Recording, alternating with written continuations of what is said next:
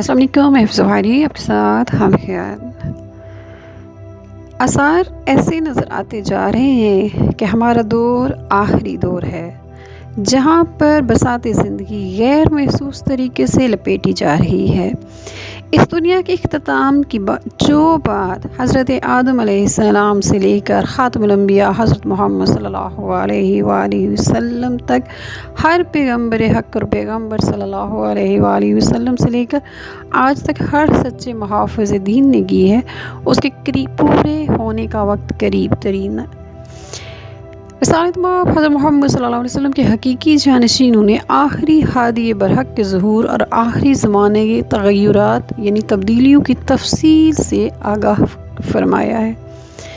इनमें से कुछ मैं आज आपके साथ शेयर करूँगी। हज़रत रसूल खुदा सल्लल्लाहु अलैहि वसल्लम ने फरमाया कि आइमा अलैहिस्सलाम की कब्र को ख़राब किया जाएगा। एक और मुकाम पर फरमाया है कि जब स्याह झंडे ज़ाहिर हों तो समझ लो इनकी इब्तदा फितना है, उसके दरमियान गुमराही और उसके आखिर में कुफ्र है। इसी ज़िमन में पाक मौला हज़रत इमाम जाफ़र सादिक़ अलैहिस्सलाम ने फरमाया कि कायम अलैहिस्सलाम से पहले जो भी परचम बुलंद हो उसका बुलंद करने वाला दरअसल तागूत और गैर खुदा का परिस्तार होगा। अमर बिन हंसला ने बयान किया है कि मैंने मौला इमाम जाफ़र सादिक़ अलैहिस्सलाम से सुना कि कायम इमाम अलैहिस्सलाम से पहले कुछ अलामात ज़ाहिर होंगी। चीख, खरूज सुफियानी, हसफ, कत्ल नफ्स ज़किया, खरूज जमानी और आसमान से मनादी। अमर बिन हंसला ने इमाम जाफ़र सादिक़ अलैहिस्सलाम से पूछा कि अगर कोई आप अलैहिस्सलाम के ख़ानदान का इन अलामात के ज़ाहिर होने से पहले खरूज करे तो क्या मैं उसका साथ दूँ? आप अलैहिस्सलाम ने फरमाया नहीं। अमीरुल मोमिनीन हज़रत अली इब्न अबी तालिब अलैहिस्सलाम ने फरमाया, ए लोगो आगाह रहना, फितनों का आगाज़ हजरी और रक्ती है और इन फितनों का इख्तिताम सुफियानी और शामी है। तुम 7 तबकों में मुनक़सिम हो, यानी 7 अदवार आएंगे।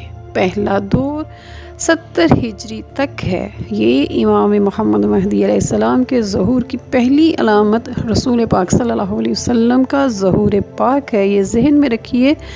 दूसरा दौर 230 हिजरी तक है।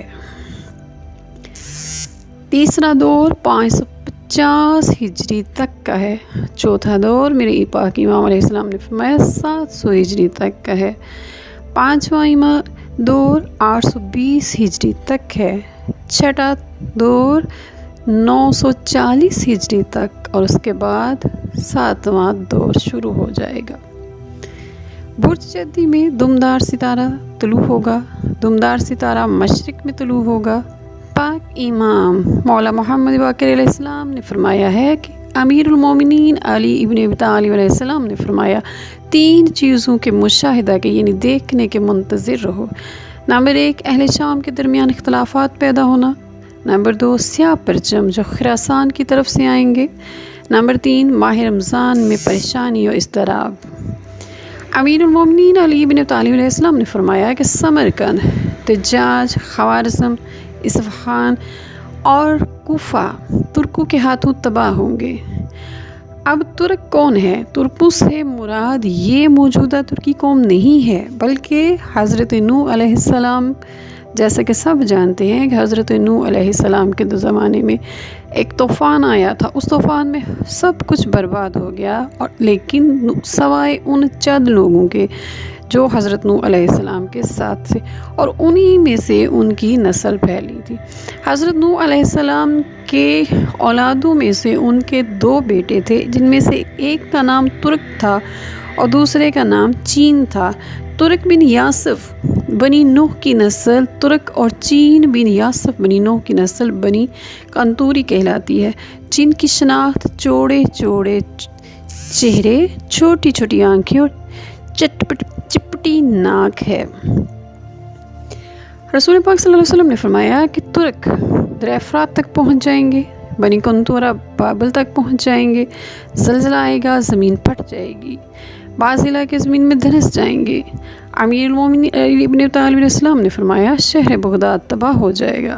یاد رہے کہ جناب علی علیہ السلام کے دور حکومت میں بغداد کا کوئی وجود نہیں تھا، بغداد شہر کا وجود بنو عباس کے دور حکومت میں ہوا۔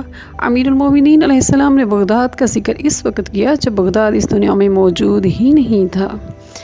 مصر تباہ ہو جائے گا، عربوں کی حکومت لپیٹ دی جائے گی۔ جب رمضان میں چیخ سنائی دے تو ہوشیار ہو جانا۔ اس کے بعد شوال میں شورشیں شروع ہوں گی، ذیقعد میں قبائلی کشیدگی اور خون بہنا شروع ہوگا۔ سفیانی کا خروج جس سال ہوگا، امام مہدی علیہ السلام کا ظہور بھی اسی سال ہوگا۔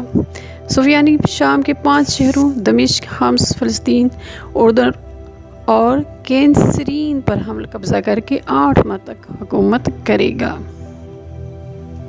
جس سے ایک روز بھی زیادہ نہ ہوگا۔